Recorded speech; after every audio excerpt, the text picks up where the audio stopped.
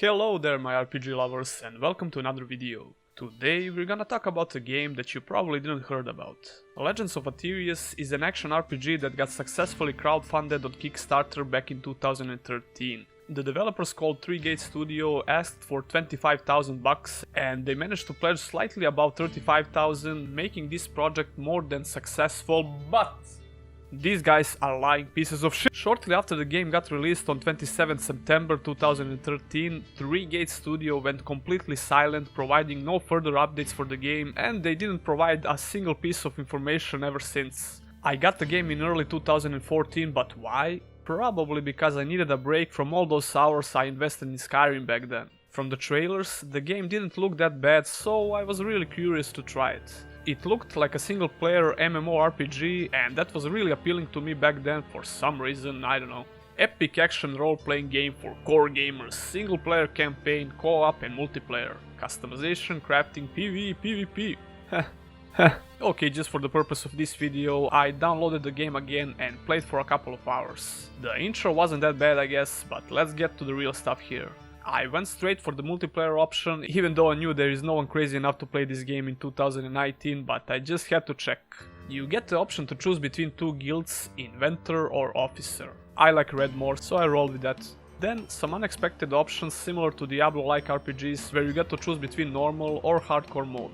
If you die on hardcore, your character is gone for good, that's the main difference here. Character creation is not bad, with more than enough options to make your guy or girl look unique. It resembles MMORPGs from that time, which is really obvious just by taking a look at this screen. Anyway, I had to switch to single player option, so let's go ahead and see that engaging story. After this short cutscene where you find out that you single-handedly killed 8 Kaguls or something, you arrive at a city called Nexus that will act as your hub in this game.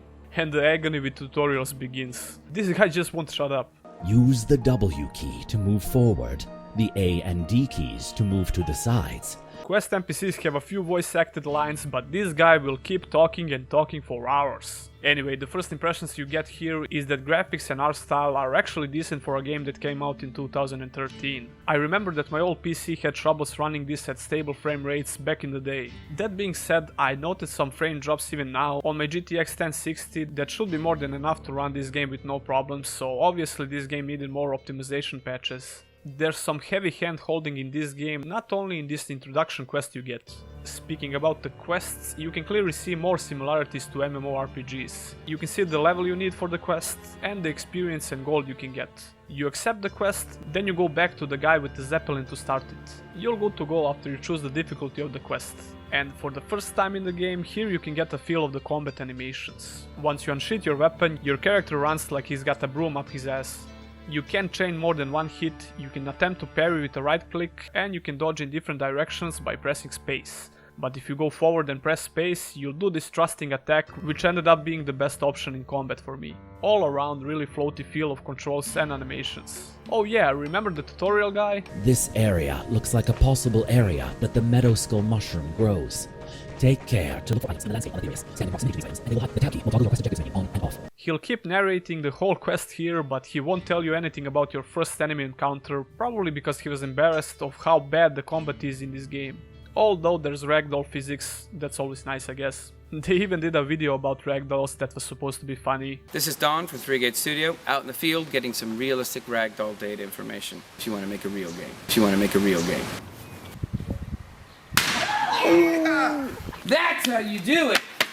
Yeah, some real effort here guys, well done. Anyway, once I got enough gem pebbles, the tutorial guy told me to get some skills from the skill tree, so I did that. Apparently you need materials to use them, but you get tons of stuff from things you kill and the chests you find.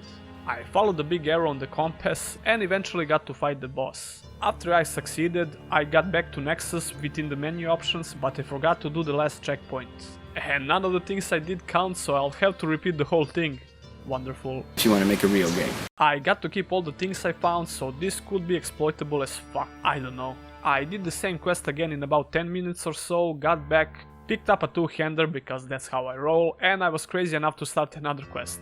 I could one-shot pretty much everything in the game with this two-hander by performing the same thrusting attack. Skills? No thanks.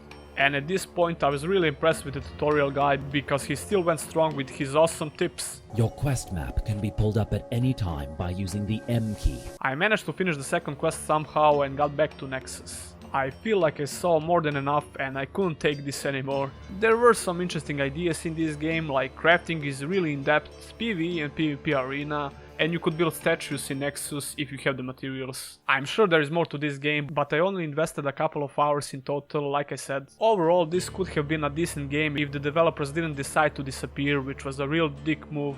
Playing this in co-op is probably way better, but then again every game is fun in co-op.